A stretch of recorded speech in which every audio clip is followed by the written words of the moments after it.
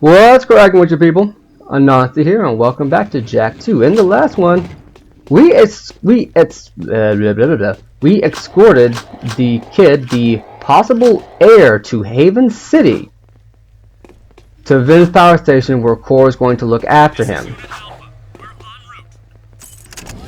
And it was, in my opinion, one of the hardest missions for me to do as a kid because I just always tunnel visioned and lost track of the kid going forward. But I did it one try this time around. Well, this time around, last time around. Don't get used to that because, well, you just don't get used to that. So now Core wants us to do a mission where we're going to disrupt the Baron's mining operations. But since we're here, let's go ahead and handle this mission from Core. Now you gotta do this on a time limit. You gotta be very careful because those bombs will detonate and it starts a chain reaction. So yeah, and also don't worry about the Crimson Guard here. I wouldn't worry about it because they never get the idea to fly out here to shoot you down. All you really gotta do is just take care of the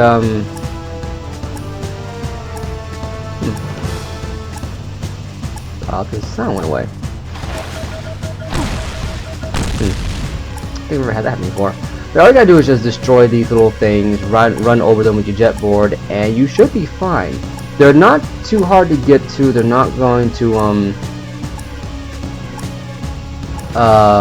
pose you any real challenge. The real challenge is just find the right angle of attack to deal with the mines, because once they detonate, oh boy. They will combo the crap out of you. There aren't very many invincibility frames in Daxter, so once you get hit with it, you better get going. We got 5 more left. I think these should all be pretty close together. Okay, there's one right there.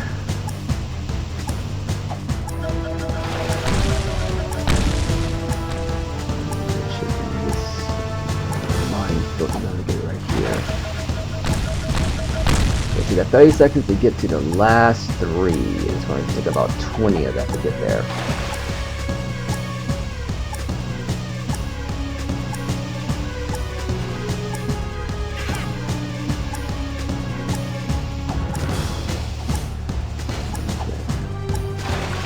Can I get this just in time?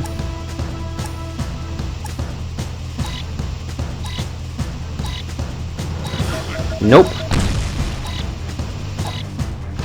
Nope. Just missed it. And that's the listening device. Let's try it one more time because now that I know what to do, we're good. So what I usually do, because I had honestly completely forgotten, the mission doesn't start till you break the first one, and you have a 2-minute timer to get to it. The trick is to get this one over here first, because of we'll get these 2 over here first because they're out of the way.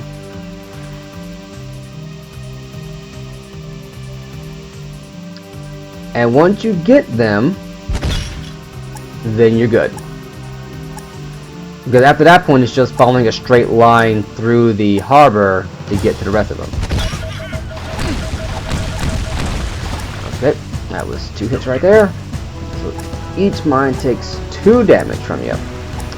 Just keep that in mind. Ah, there he is.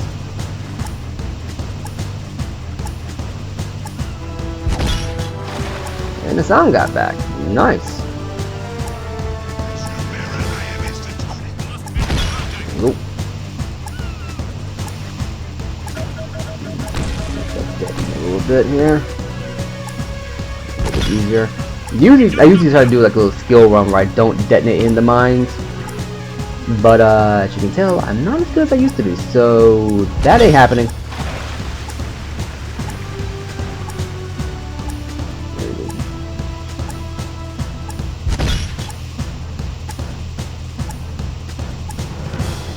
There's that, and there's one that got away. But yeah, it usually helps to try to do the challenge run where you don't, well, I say challenge run, it's my own personal challenge run, where I don't set up any of the mines, because the way a lot of these challenges are set, they give you ample time to do it, but it's ample enough time to where if you don't make too many mistakes, you should finish with like maybe 15 seconds to spare.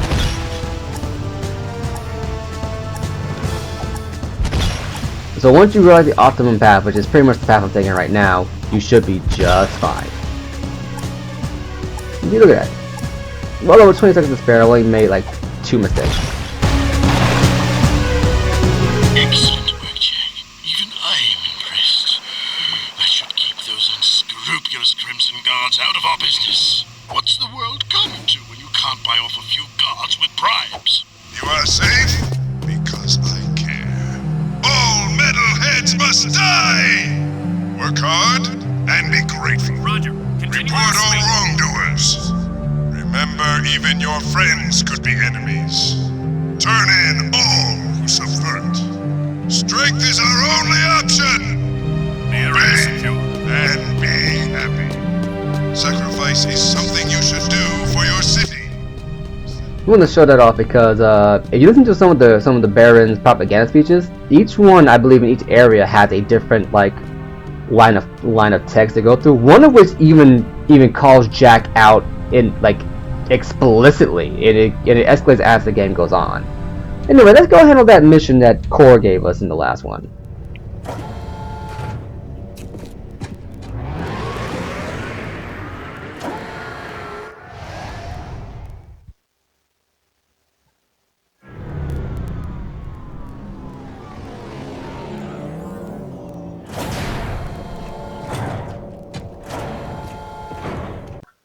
Oh, I forgot to mention, throughout the entirety of the Jak trilogy, including the side games, well, let's just say the Jak and Daxter series, with the exception of the Lost Frontier, I believe it's called the Lost Frontier, every single game is animated by hand. It is done by a process known as keyframing. So that means that every single walk cycle, every single jump, every single squash and stretch, every single thing is animated by hand, like a traditional hand drawing.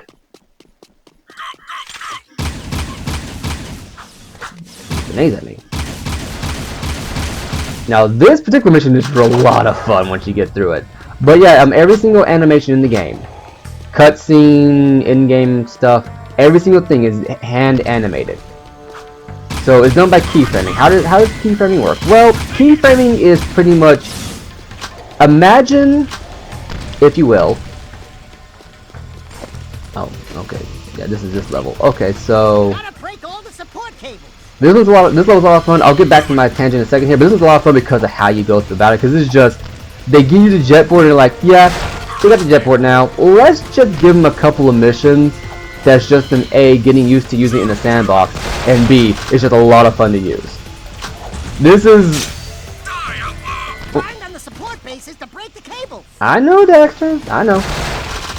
But all you gotta do with this one is just essentially just be as much of a hardcore rebel as you can be, and just pretty much just like grind on these things.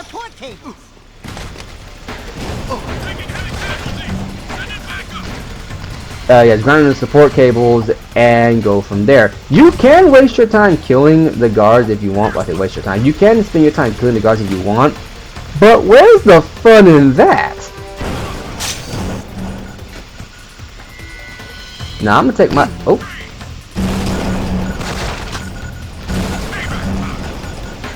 Excuse me, I'm gonna do excuse me. Oh. Okay, that's on me. Yeah, all you gotta do is just grind on the rails, and there's a lot of fun just because of how you go about just dismantling this whole operation. You don't shoot anything crazy, you don't do anything over the top. All you legitimately do is just roll around on your jet board and just break everything. No, I'm not. But yeah, going back to my original thing. Yeah, everything is done by keyframing. How does keyframing works? Well, imagine since we're obsessed with, like, you know, frames per second and whatnot. Imagine. So how did I explain this? Okay, so nowadays the most important thing about a game, especially action games, is how fast they can run. Okay, you know what, I'm going to do these guys because this is getting ridiculous. Is pretty much how fast the game can run, and that's measured in frames per second. What does frames per second mean? Well, it's how many individual actions are in a frame. So you operate at 60 frames per second, that means that it's 60 frames per individual animation. So let's say Jack throws a punch. How many frames does it take for him to go from cocking his fist back to throwing it forward? Is it 60 frames or is it less than that? You know? And that's how you measure frames per second. Well, keyframe animation is pretty much taking all of those little animations and doing it by hand using a tool that's akin to Source Filmmaker. If you know anything about Source Filmmaker, then you ooh, that was me running right in the lava. Okay, so if you know anything about Source Filmmaker animations, then you know that it's you know that it can be a pretty tough system to use. I've tried using it a couple of times. It's let's just say, to all the people who can do those animations, mad props to you, because oh boy, is that a patience tester. That is quite the patience tester. I'm just gonna put that out there right now. Which is why animating anything is hard to do. So that's how they do it. They do it by keyframe animation.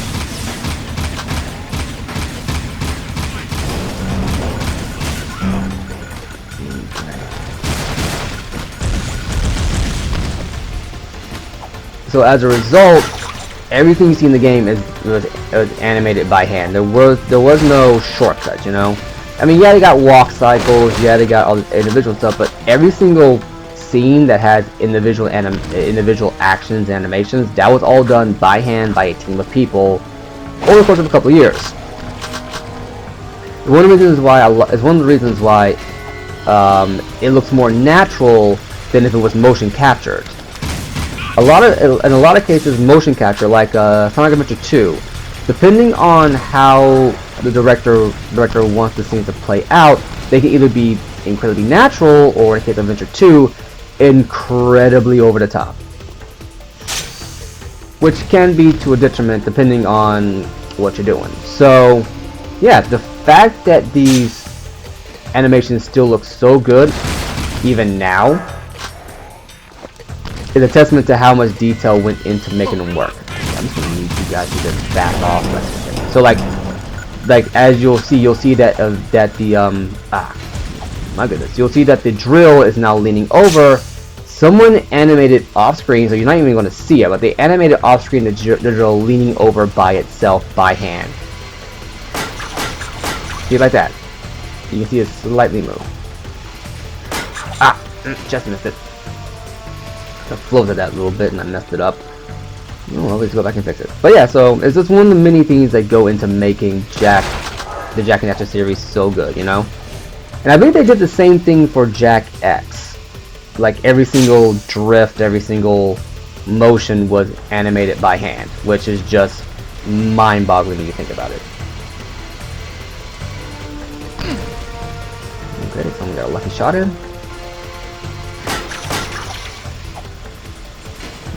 Go ahead and reset here.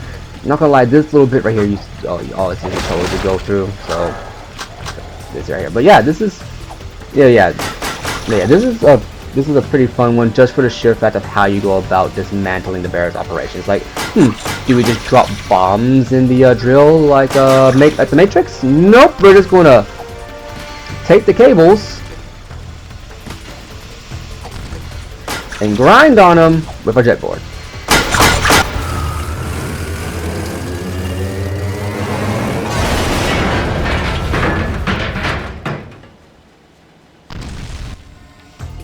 And dead. I saw that coming. Yeah, so there we go. And now that we're done, let's leave.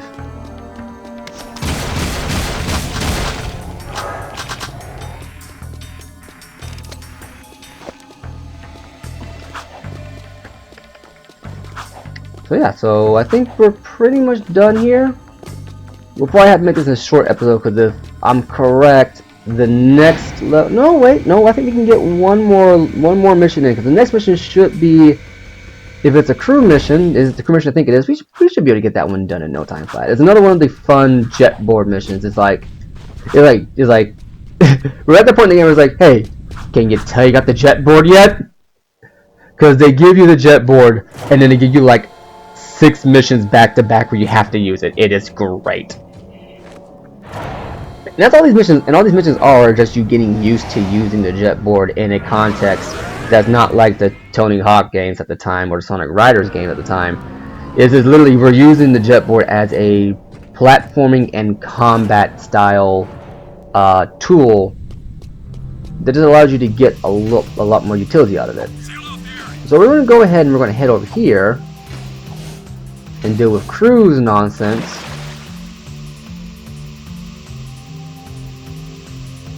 Because this is the mission I think it is. This one's a pretty legit mission too, and then we're gonna call it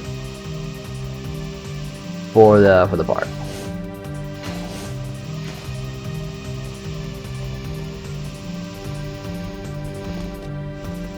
Controlling Sector 9.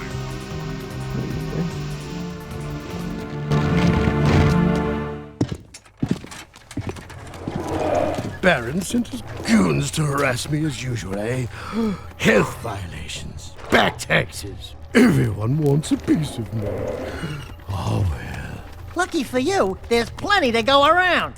Destroying that cargo in the port was more important than you know, eh? I've got a new project going, and I don't need anyone snooping around my shipments. Let's just say, if everything goes as planned, I'm going to corner the market in metalhead trophies. Anyway, I have another job for you. An associate of mine, Bruta, works with me in the forced labor trade. You mean the slave trade? I prefer freedom challenged. Lurkers are the city's low-class labor. Bruta pays me handsomely to help him free lurkers and get them safely out of the city. Oh, it lifts my spirit to help those in need. And I need his money. Lurkers? We don't like lurkers. But you do like gun upgrades, eh? There are 3 Crimson Guard transports carrying lurkers to a project the Baron has outside the city. Take out the transports and bring the 3 lurkers to Bruta's trinket stand in the bazaar. Okay, so this was not the mission I thought it was, but now we have an ammo upgrade. So that means that we now have 100 shots in our shotgun, 200 shots in our blaster, and 200 in our Vulcan barrel. That upgrade alone just made every single gun in the game more viable to use.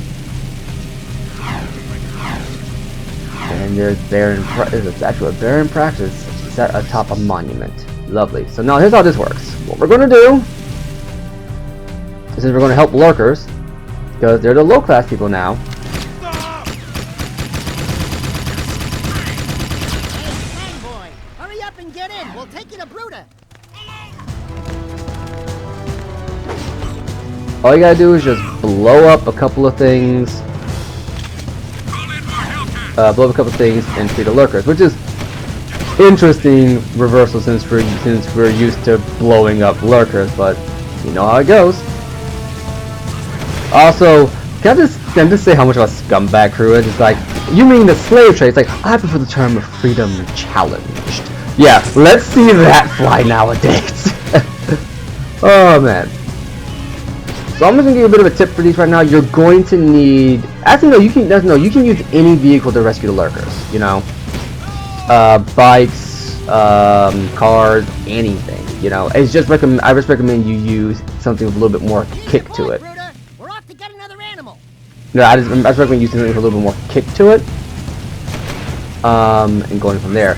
Now you can take your time to actually, you know, blow up all of the lurker transport vehicles and have them in one spot, but this makes it more interesting, and I didn't think to do it at the time. So there we go. Yo, animal lover, get your furry butt in a vehicle. And all the while, Daxter is making comments. So yeah, there you go. Come on now. Boom, baby. We're going to have to swap out vehicles here pretty soon, just for the sheer fact of the matter. See, I thought this was going to be a different mission, but I forgot that Crew is the one who issues this mission. I thought it was an Onin mission. Here's another beast of burden.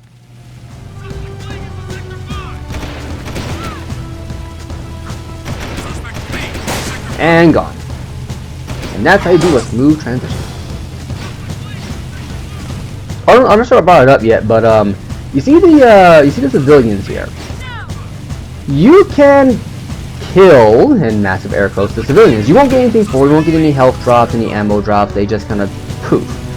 In Japan, you can't kill the civilians. You can shoot them, you can injure them, you can run them over, but they will not disappear. It is not implied that they die. That guy was just trying to kamikaze me. Are you kidding? Yeah, this right here.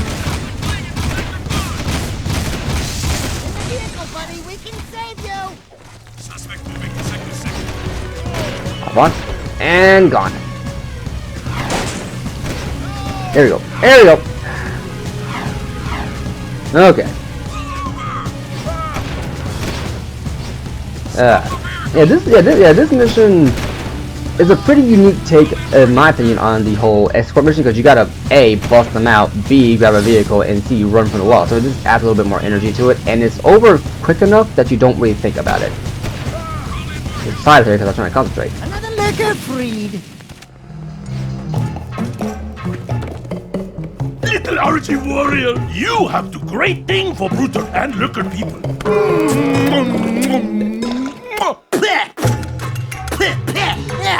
No toucher, the dude. Oh, sorry.